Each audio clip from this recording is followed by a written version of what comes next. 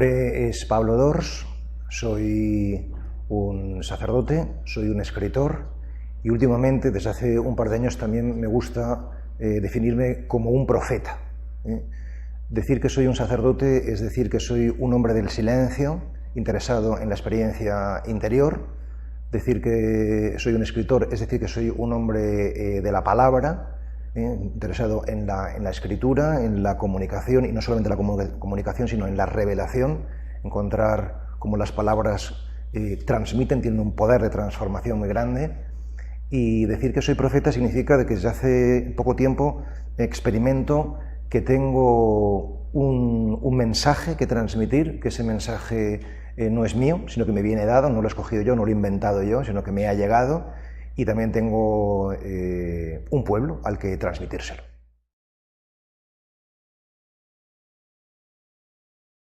Me he considerado buscador espiritual muchos años, pero ya no me considero un buscador espiritual, porque creo que, si bien corre el riesgo de parecer arrogante, pero creo que he encontrado, ¿no?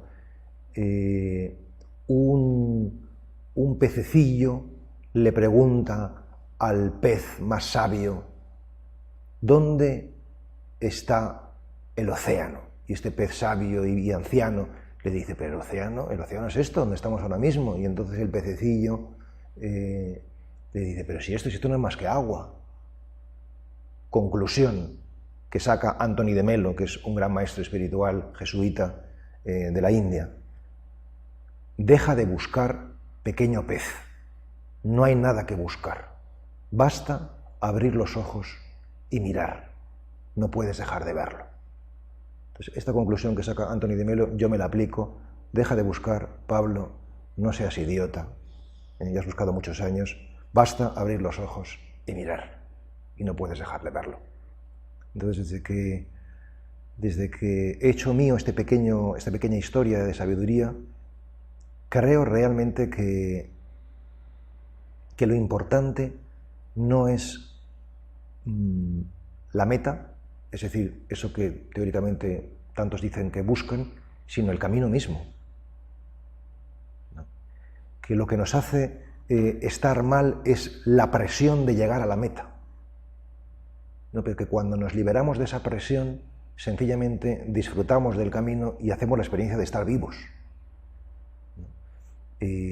Esto es algo que yo experimento en mi propia vocación de escritor. Si yo estoy obsesionado con el libro que quiero escribir, sencillamente imposibilito la experiencia de la escritura. ¿No? Entonces, en cambio, si yo me sumerjo en la experiencia de la escritura y me olvido del libro que quiero escribir, el libro sencillamente, llegado a su punto de maduración, nace. Y esto es lo extraordinario del camino espiritual, que lo importante, lo hermoso, lo bello es el camino, ¿no? Y esto no solamente es el Tao, que significa camino, sino también el propio cristianismo, ¿no? Cristo no dice yo soy la meta, sino dice yo soy el camino. Por tanto, no importa estar en el kilómetro 800 o en el 3, si estás en el camino, estás ya donde tienes que estar, ¿no?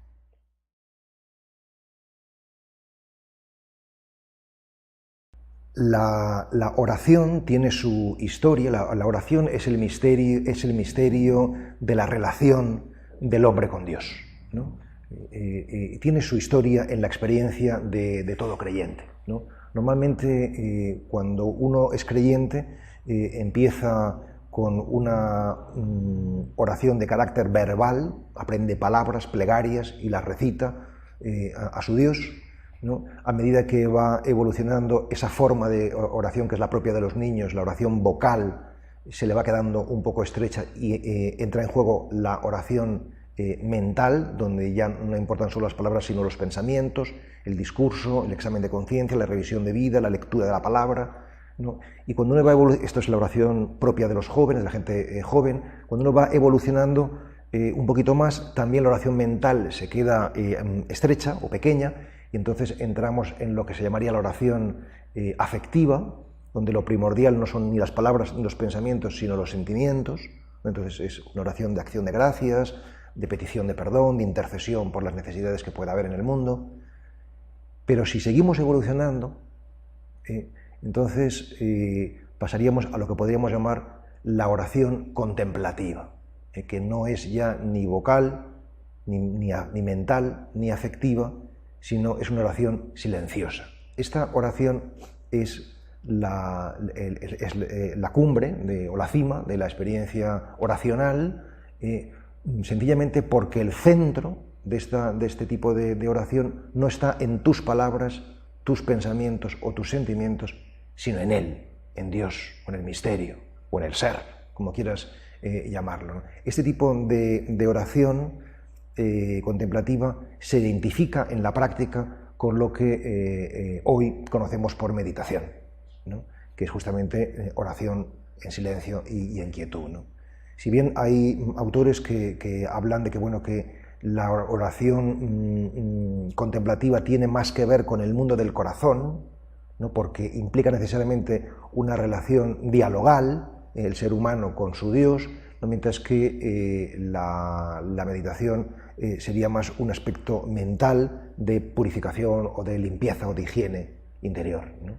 Pero yo creo que en la experiencia, dado que la mente y el corazón forman parte de la misma persona, no creo que sea fácilmente separable, ¿no? Creo que realmente oramos, meditamos con lo que somos, y como somos mente y corazón, pues con eso es con lo que oramos o meditamos, ¿no? En mi experiencia particular, para mí va unido, ¿no? Es decir, que la meditación que practico es lo mismo que la contemplación, ¿no?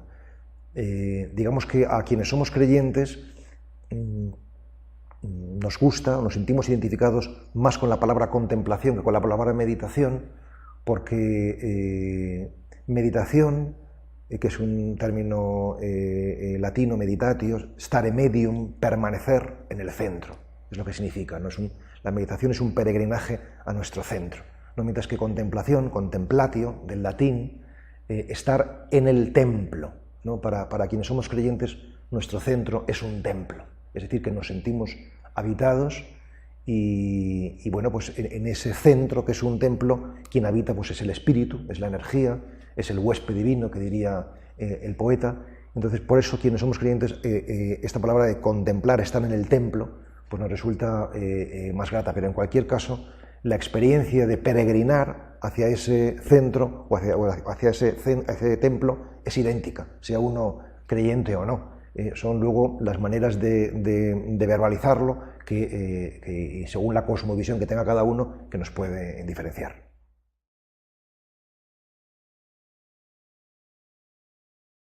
Porque la meditación y la contemplación no es otra cosa que la tarea del silenciamiento interior. El silencio realmente existe, está ahí, ¿no? Pero nosotros estamos tan bombardeados por todo tipo de sonidos, palabras e imágenes, que si no hacemos la experiencia de silenciarnos, esos sonidos, palabras e imágenes nos aturden tanto, no nos construyen, sino que nos destruyen, ¿no? Entonces, por eso es necesario hacer esta experiencia de silenciamiento, ¿no? Que es una disciplina, que es un ejercicio, que es una práctica, ¿no? ¿En qué ayuda? Pues ayuda en lo esencial, y es aprender a ser, ¿no? De una manera muy directa, ¿no? ¿Y qué significa aprender a ser? Significa aprender a ir al fondo de la cuestión.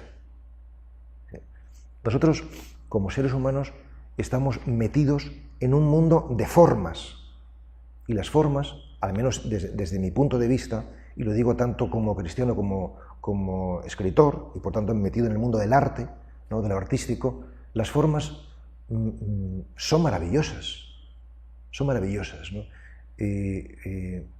No se trata, a mi modo de ver, de negar las formas, sino de amarlas hasta tal punto que captas el núcleo de la forma, y el núcleo de la forma es ese fondo de misterio que los creyentes llamamos Dios, ¿no? Esto es muy bonito, ¿no? O sea, porque tantas espiritualidades, que no son la mía, hablan de el rechazo a la forma, ¿no? La renuncia, la negación de la forma, ¿no? Y yo creo que si rechazas la forma, te pierdes el fondo de la cuestión, ¿no? Yo tengo la gran suerte o la gran bendición del destino o de los dioses, de tener esta doble vocación artística y religiosa, ¿no? Y entonces, como artista, o al menos aprendí de ello, tengo gran amor a las formas, porque el artista es el que trabaja con las formas, pero como hombre religioso tengo gran amor al fondo. Entonces, esta conjunción a mí me parece pues una gran bendición poder disfrutarla.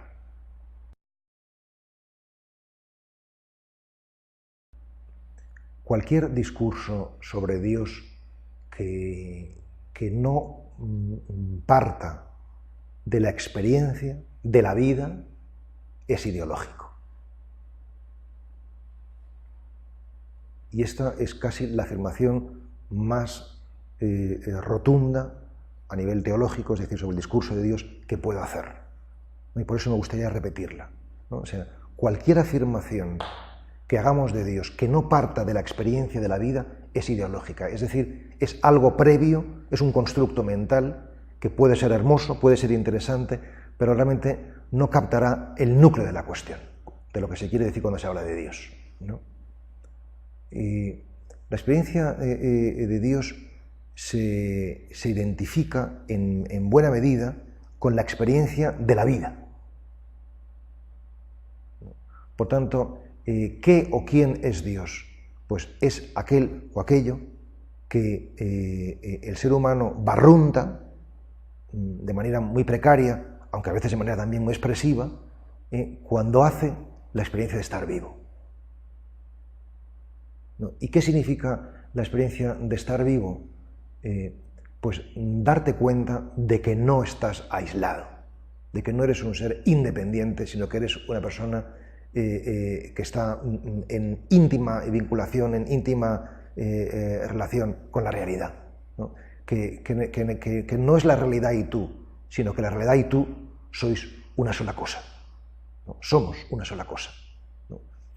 En realidad, lo que podemos saber de Dios solamente lo podemos saber en la medida en que lo saboreamos. Saber y sabor es lo mismo, ¿no? ¿Y cuál es ese sabor? Ese sabor es el de la unidad. Es decir, que lo que más se parece a Dios es la experiencia de la unidad. Cuando hacemos la experiencia de estar unidos, por ejemplo, a una persona a la que amamos, o unidos o ensamblados con el contexto de la naturaleza en el que estamos insertos, o no divididos interiormente, sino recompuestos, ¿no? Unificados, eso es lo que más se parece a la experiencia de Dios, ¿no? Dios, por lo tanto, sería para mí la experiencia de la unidad que no rompe la particularidad, la singularidad o la pluralidad, sino que permite una misteriosa y maravillosa convivencia armónica. El éxito comercial de este pequeño ensayo sobre meditación titulado Biografía del Silencio, desde luego que es llamativo desde un punto de vista numérico, estrictamente comercial, pero lo más llamativo a mi modo de ver es el éxito que yo llamo existencial. Es decir, no solamente que se vende mucho, sino que, al menos a juzgar por los correos electrónicos que me escribe mucha gente desconocida, a tantas personas, cientos o incluso miles, les ayuda realmente a reconfigurar su vida, ¿no? Y lo tienen como libro para la mesilla por la noche, ¿no? Y de consulta permanente, ¿no? Esto para mí es un milagro, ¿no? Y es un milagro en primer lugar porque revela que este libro es mucho más inteligente que yo. Esto lo he sostenido con mucha frecuencia en distintos contextos literarios, ¿no? Que los verdaderos libros son mucho más inteligentes que sus autores, ¿no? Los autores somos medios o mediaciones a través de los cuales lo que necesita transmitirse para una generación se transmite, ¿no? Claro, esto supone entender la literatura como un ejercicio espiritual de purificación de la mirada, del oído y del corazón, para que realmente nosotros podamos ser canales de transmisión, ¿no? Y esto se ha producido. Cuando se produce eso, es una fiesta, ¿no? Cuando se produce esto, haces la experiencia genuinamente artística, ¿no? Y es que lo más personal se hace universal.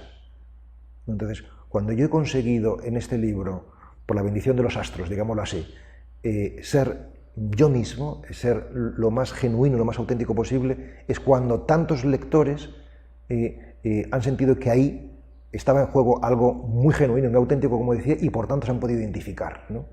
Es decir, que lo más personal es lo más universal, repito, ¿no? Entonces, bueno, ¿cuál es la clave del éxito? Pues sencillamente que estamos en una sociedad donde hay un hambre de silencio muy grande, ¿no? Yo creo que nuestro principal problema es la dispersión, por tanto la principal virtud es la atención.